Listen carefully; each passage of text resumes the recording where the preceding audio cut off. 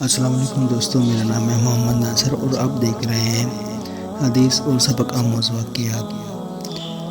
دوستوں، آج بات کریں گے قادیانیوں کے بارے میں، جو کہ ایک باطل عقیدہ، باطل لوگ اور جو نا اسلام کے دشمن لوگوں میں سے ایک ہیں، اور یہ مسلمانوں کے اندر رہ کر کے مسلمانوں کے اندر ہی جو نا پھوٹ ڈال رہے ہیں اور اس طرح کے فتنے پیدا کر رہے ہیں کہ مسلمان اپنے ایمان اور اسلام سے نکل جاتے ہیں۔ اس طرح کا ایک سچا واقعہ ہے آپ کی نظر کرنے کے لیے۔ پنجاب کے ایک دیہات میں ایک خوبرو قادیانی لڑکی شادی کے لیے ایک فوجی آفیسر کو پیش کی گئی۔ فوجی آفیسر نے شادی کی حامی بھرنے سے پہلے ایک شرط رکھی کہ وہ کبھی بھی قادیانیت کو قبول نہیں کرے گا۔ قادیانیوں نے اس کی شرط مان لی اور لڑکی فوجی آفیسر کے ساتھ روانہ کر دی۔ شادی کے بعد رشتے ناطے میں آنا جانا لگا رہتا ہے۔ نرمی سے فوجی آفیسر کو مائل بھی کیا جاتا رہا ہے۔ ایک دن قادیانیوں کے مذہبی رہنما تشریف فرما تھے اور انہوں نے فوجی آفیسر سے کہا، آپ مرزا غلام احمد قادیانی کو نبی نہیں مانتے، نہ مانیں، لیکن ہماری بات قبول کیجیے۔ آپ استخارہ کریں کہ آیا کہ نبی اکرم کے بعد کوئی نبی ہے یا نہیں۔ مرزا غلام احمد قادیانی سچا نبی ہے یا نہیں۔ فوجی کو زہر پلایا جا رہا تھا، مگر اسے پیتے ہوئے احساس تک نہیں ہوا کہ وہ زہر کا پیالہ چڑھا۔ اس نے استخارہ کرنے کی حامی بھر لی۔ رات کو استخارہ کیا تو خواب میں نظر آیا کہ مرزا غلام احمد قادیانی نبی بنا ہوا ہے، جو اس کے آس پاس لوگ جمع ہیں۔ صبح اٹھا تو اپنے کیے ہوئے استخارے کے مطابق قادیانیت پر ایمان لے آیا۔ محض خود ایمان لاتا تو اتنا مسئلہ نہیں تھا۔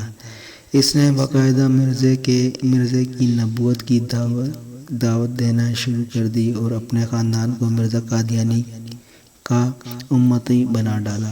سارے علماء بے بس تھے۔ جو عالم اسے دعوت دیتا تو وہ کہتا، میں نے کسی قادیانی کی دعوت پہ مرزے کو نبی نہیں مانا، میں نے باقاعدہ استخارہ کیا اور استخارے میں مجھے قادیانی بطور نبی دکھایا گیا ہے۔ مجھے از خود خواب دیکھنے کا موقع ملا ہے۔ جب کوئی بھی عالم اسے دلیل سے مطمئن نہ کر سکا تو وہ تنگ آ کر علماء سے ملنا ہی چھوڑ گیا۔ بالآخر چناب نگر کے جلسے میں مولانا یوسف لدھیانوی شہید تشریف لائے۔ ان کا شہرہ تھا اور یہ فوجی آفیسر اس زعم سے ملنے کو تیار ہو گیا کہ ان کے بڑے مولوی کو بھی دیکھ لیتے ہیں۔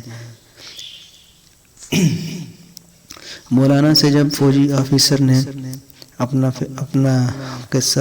قضیہ بیان کیا تو وہ کسی کی دعوت یا کسی لالچ میں قادیانی نہیں ہوا، بلکہ وہ خود دیکھی ہوئی دلیل سے متاثر ہو کر قادیانی ہوا ہے۔ استخارہ اللہ سے مشورہ ہے۔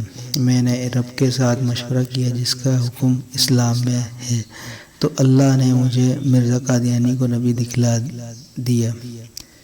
اب میں اللہ کی مانوں یا مولوی کی؟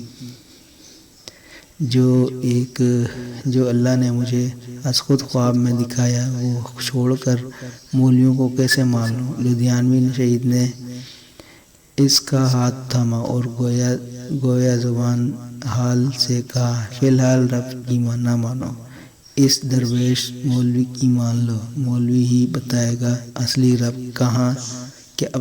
رب کیا کہہ رہا ہے۔ مولانا گویا ہوئے اور کہا، جب کہ تم نبی اکرم صلی اللہ علیہ وسلم کی ذات میں شک سے گزرے تو مسلمان ہی نہیں رہے۔ اگر تمہیں یقین کامل ہوتا کہ نبی کریم صلی اللہ علیہ وسلم کی ذات ہی آخری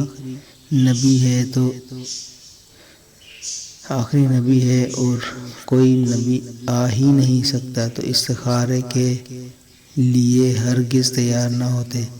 جب تم نے استخارے کی ٹھان لی تو گویا تمہیں شک ہوا کہ سید الابرار نبی صلی اللہ علیہ وسلم آخری نبی ہیں بھی یا نہیں۔ جب نبی اکرم صلی اللہ علیہ وسلم کی ذات کے حوالے سے تم شک سے گزرے تو کافر ہو گئے۔ نبی کی ذات میں شک کرنا بھی کھلا کفر ہے۔ جو ہی تم شک میں مبتلا ہوئے تم کافر ہو گئے، اور حالت کفر میں تمہیں قادیانی ہی نبی نظر آنا تھا۔ فوجی آفیسر جھوم اٹھا دلیل سن کر اور کھڑا ہو کر مولانا شہید سے لپٹ گیا۔ اسی وقت توبہ کی اور پھر اس سے مسلمان ہوا تو ذرا سوچئے ابتدا کہاں سے ہوئی، کیسے اسے نبی کریم صلی اللہ علیہ وسلم کی ذات کے حوالے سے شک میں ڈالا گیا، اور انجام کیا ہوا۔ امام اعظم ابو حنیفہ رحمہ اللہ نے یہی تو کہا تھا کہ بنا کسی دلیل کے ختم نبوت پر ایمان لے آؤ، جو سوال کرے گا وہ کافر ہو جائے گا۔ سوال شک کی بنیاد پر کیا جاتا ہے، اور نبی اکرم صلی اللہ علیہ وسلم کی ذات میں شک کھلا کفر ہے۔ دوستو، اب تک کے لیے اتنا ہی۔ امید ہے آپ کو یہ ویڈیو ہماری ضرور پسند آئے گی۔ اللہ ہمیں اور ہمارے اہل و عیال کو اپنے ایمان کی حفاظت کرنے کی توفیق عطا فرمائے۔